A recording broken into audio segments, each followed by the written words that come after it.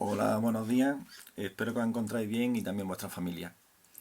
La clase de hoy va a consistir en comenzar explicando los factores abióticos que estuvisteis tomando nota el otro día y que no nos da tiempo a comentar.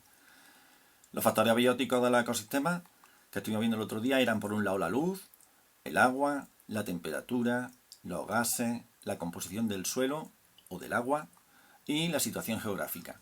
Vamos a ver cada uno de ellos por separado. La luz es la principal fuente de energía de casi todos los ecosistemas. El sol nos brinda una energía que las plantas son capaces de asumirla y de después, gracias a la alimentación, los herbívoros la consumen y después los carnívoros. Y así esa energía que procede del sol pasa por todo y cada uno de los seres vivos de la naturaleza. Pero la luz es tan importante que hay seres que necesitan muy poquita luz para sobrevivir y si le da demasiada se mueren, y otros que le ocurre todo lo contrario, que necesitan muchísima luz y si le da poca, pues también mueren. Aquí tenéis varios ejemplos. Ahí tenemos, por ejemplo, una planta de interior, una planta que podemos encontrar en el interior de nuestras casas donde normalmente le da la sombra, no le da la luz directamente, sino que puede vivir con la luz de la sombra que da dentro de la casa. Si esta planta la sacáramos al patio todos los días, seguramente se moriría por el exceso de luz. Sin embargo, las plantas que encontramos en los jardines o en nuestros patios le ocurre todo lo contrario, necesitan mucha luz para poder sobrevivir. Si una de estas plantas la encerráramos en nuestras casas y la dejáramos allí, se morirían, porque no le da la luz suficiente que ellas necesitan, ¿de acuerdo? Pero también ocurre eso con los animales. Por ejemplo, el águila necesita de una enorme cantidad de luz, necesita vivir durante el día porque gracias a su vista es una gran cazadora y puede vivir gracias a la luz del sol, del día. Sin embargo, hay otras especies, como por ejemplo el búho, ahí tenemos la imagen de un búho real, que lo que necesita es muy poca luz. Su vida se desarrolla durante la noche. Durante el día el búho no puede sobrevivir porque hay mucha luz y le dañaría a su ojo. ¿De acuerdo? En eso consiste el factor abiótico de la luz. Aquí tenemos ahora el factor agua. Es esencial para la vida, es cierto, para todos los seres vivos. Pero hay unos seres vivos que para poder sobrevivir necesitan muy poquita agua. El cactus, que tenemos ahí el ejemplo de la izquierda. Si todos los días regásemos ese cactus, acabaría por morirse. Sus raíces se pudrirían y moriría. Sin embargo, a la derecha teníamos un nenúfar, una planta que vive en el agua, necesita una enorme cantidad de agua. Si lo pusiéramos en una maceta, pues moriría el nenúfar, ¿de acuerdo? Otro factor limitante o abiótico sería la temperatura. Hay seres que necesitan una temperatura muy fría para poder sobrevivir, por ejemplo el oso polar, solamente es capaz de vivir cómodamente en los polos, y por otro lado tenemos ahí la imagen de un camello que necesita temperatura bastante elevada para poder vivir a gusto. Si lo lleváramos el camello al polo, pues moriría al día siguiente, lógicamente. En cuanto, en cuanto a los gases, tenemos ahí dos seres muy diferenciados. Por un lado, una planta que solamente es capaz de vivir en la alta montaña, un lugar donde el CO2 escasea, el CO2 y el oxígeno, ambos gases, por estar a esa altura, son muy escasitos. Si esa planta la lleváramos a la playa, a un lugar donde estaría a una altura de cero con respecto al nivel del mar, o incluso aquí a Pozo Blanco, que estamos a unos 550 sobre el nivel del mar, la cantidad de oxígeno y de CO2 no lo soportaría esa planta y moriría. Lo que tenemos abajo a la derecha es un pez abisal de los que viven en el fondo del mar, que allí por la presión del agua también hay muy poco oxígeno y muy poco CO2, con lo cual esas dos especies están ambos adaptados a tener muy poca cantidad de gases.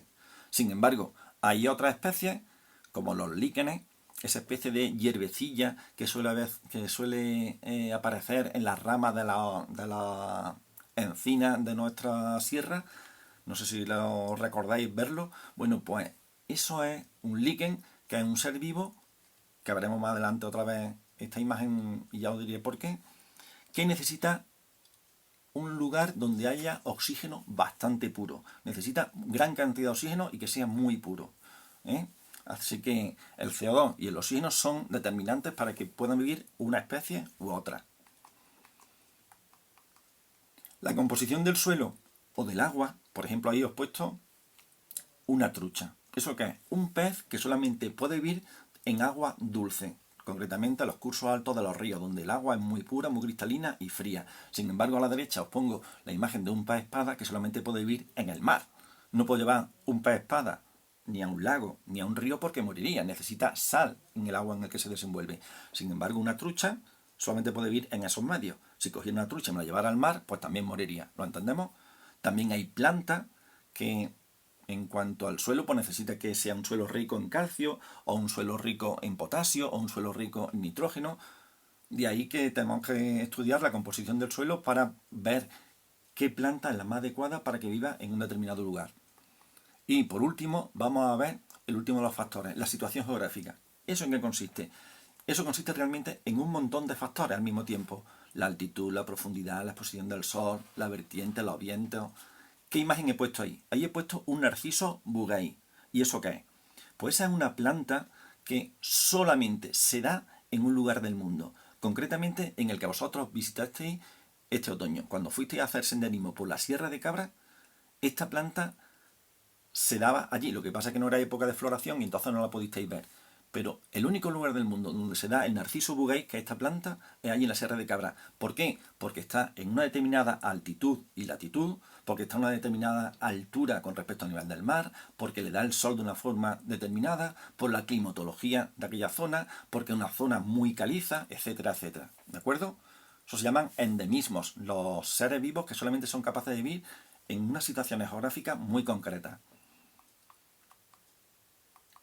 Y vamos a ver ahora los otros elementos de la biocenosis. Recordamos que la biocenosis es el conjunto de seres vivos que se encuentran en el ecosistema, así como las relaciones que se establecen entre ellos. Por ejemplo, la biocenosis del Valle de los Pedroches, que se concreta en el ecosistema de la dehesa, pues podemos encontrar encina y cerdo ibérico. Entre ellos establecen relaciones. Por ejemplo, durante la época de la montanera, el cerdo se aprovecha del fruto de la encina de la bellota y se la come. Y además el cerdo lo que hace con su hace es estercolar y así le proporciona a la encina pues, el alimento necesario para poder sobrevivir. Esas son las relaciones que se establecen, por ejemplo, aquí en un lugar cercano a nosotros. Concepto importante que también tenemos que determinar en la biocenosis, el concepto de población. La población se refiere a una especie en concreta. ¿Qué significa eso? Población es el número de individuos de una especie que hay en un ecosistema. Si yo digo la población de encinas del Valle de los Pedroches, me refiero solamente a que tengo que contar el número de encinas que hay en el Valle de los Pedroches. No el número de encinas de cerdos, solamente el número de encinas. Si me refiero a la población de cerdos, pues será el conjunto de cerdos que hay en el Valle de los Pedroches. ¿De acuerdo? Otro concepto, el concepto de hábitat. Hábitat es el lugar donde una especie encuentra las mejores condiciones para vivir. Ahí pongo como ejemplo el polo para un oso polar. ¿Eso qué significa? Que un oso polar, en el mejor sitio donde puede vivir más a gusto es el polo. Porque un oso polar me lo puedo traer a un zoológico de Madrid, por ejemplo. ¿Y puede vivir? Sí, puede vivir, puede sobrevivir, pero allí no va a encontrar sus mejores condiciones. El zoológico no es el hábitat adecuado para el oso polar. ¿Lo entendemos? El oso polar tiene su hábitat en el polo, porque allí encuentra sus mejores condiciones. Y el último concepto que tenemos que ver es el de nicho ecológico. El nicho ecológico, a pesar de que esa palabra nos puede inducir a pensar que es un lugar, no es un lugar, es la función que cumple una especie. Todos los seres vivos cumplen una misión allí donde están. Y yo os pongo el ejemplo. El oso polar en este caso, la misión que tiene en el mundo es la de eliminar a las focas más débiles. De esa forma, entre comillas, ayuda a que la población de focas sea cada vez más fuerte, porque él se encarga de eliminar a las más débiles, con lo cual las que van quedando son las más fuertes, ¿de acuerdo? Entonces, diferenciamos entre hábitat, que es el lugar más adecuado para vivir, y nicho ecológico, que es la función de una especie. Otra cosa importante, las relaciones entre diferentes especies, que son las relaciones interespecíficas. Hemos hablado ya de algunas de ellas en este ratito. Por ejemplo, tenemos ahí tres tipos. Por un lado, la depredación.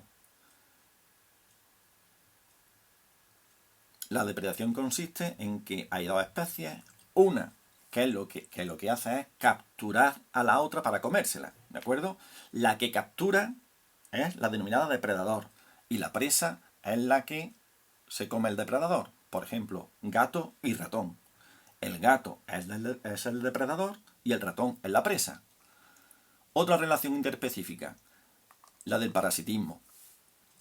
En el parasitismo encontramos dos especies también, por eso son relaciones interespecíficas. Por un lado tenemos el ser que vive a costa de otro, ese ser que vive a costa de otro es el parásito, como por ejemplo el piojo. El piojo vive a costa del ser humano. El ser humano se denomina hospedador y el piojo se denomina parásito. Siempre el parásito lo que va a perjudicar al hospedador. Y por último vamos a ver la simbiosis. ¿Qué es la simbiosis? La simbiosis es la relación entre dos organismos de diferentes especies que se benefician mutuamente. Y aquí ambos organismos se denominan simbiontes. ¿De acuerdo? Ese simbionte deberíamos de subrayarlo, no lo tengo subrayado, pero debería de subrayarlo. En esta relación ambos se benefician mutuamente. Y aquí aparecen de nuevo como ejemplo, he puesto los líquenes. Los líquenes, que son esas hierbecillas que decía yo que crecían en las ramas de los árboles, realmente no son hierbecillas. Es la unión de un alga más un hongo. Ahí tenemos de nuevo líquenes, ¿de acuerdo? Y ahí he puesto otro líquen. Son diferentes tipos de líquenes. No es una especie de hierba realmente, es un alga más un hongo. El alga le proporciona alimento al hongo y el hongo le proporciona humedad al alga, ¿de acuerdo? Y así ellos se benefician de una forma mutua. Lo último que vamos a ver hoy son las fluctuaciones. ¿Qué son las fluctuaciones? Pues algo tan simple como el cambio en el número de individuos de una especie. Es decir, por ejemplo, no tenemos siempre el mismo número de cigüeñas en Pozo Blanco. En invierno no suele haber cigüeña y en verano sí hay cigüeña. ¿De acuerdo? Entonces, como no están siempre el mismo número de individuos de esa especie en un lugar, sufren cambios en su número. A esos cambios se le llaman fluctuaciones. Por ejemplo, ahí aparece también si hay un incendio. Si tenemos un bosque y de pronto se produce un incendio, pues si antes había 500 árboles en el bosque, después del incendio, pues no queda ninguno, o quedarán muy poquitos. Ha sufrido una fluctuación. ¿De acuerdo? Las fluctuaciones pueden ser de varios tipos. Pueden ser por cambios ambientales, como por ejemplo, las estaciones del año. Lo que hemos dicho, ¿no? Pues las plantas florecen en primavera, con lo cual el número de flores que hay en primavera son muchísimas, mientras que en invierno pues son muy escasas. ¿Veis que hay un cambio en el número de individuos de esa especie? En el caso este que estoy hablando de las amapolas, en primavera encontramos muchísimas amapolas cada vez que salimos al campo y en invierno no encontramos ninguna. ¿Por qué? Porque la estación del año ha cambiado, porque las condiciones ambientales han cambiado. Y entonces las amapolas sufren fluctuaciones, muchas en una época, pocas en otra. Otro tipo de fluctuaciones, debido a las migraciones, que es lo que le pasa a las cigüeñas. Encontramos cigüeñas a partir de mediados de febrero, y sin embargo, anteriormente no encontramos casi ninguna. ¿Por qué? Porque ellas, como tienen la facilidad de que pueden desplazarse, pues cuando hace mucho frío se quedan en África y cuando allí en África hace mucho calor se vienen aquí a España a pasar unos veranos un poco menos duros de los que sufren allí en África. ¿De acuerdo?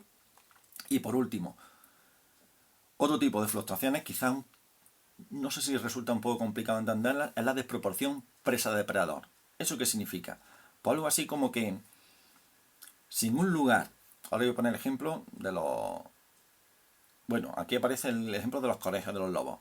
Si en un lugar hay muchos conejos, eso supone que hay mucho alimento para los lobos, con lo cual los lobos pueden reproducirse y ser cada vez más. Es decir, muchos conejos acarrea que pueda haber muchos lobos. Pero claro, cuando aumente mucho el número de lobos, se comerán a muchos conejos, con lo cual los conejos disminuirán su número.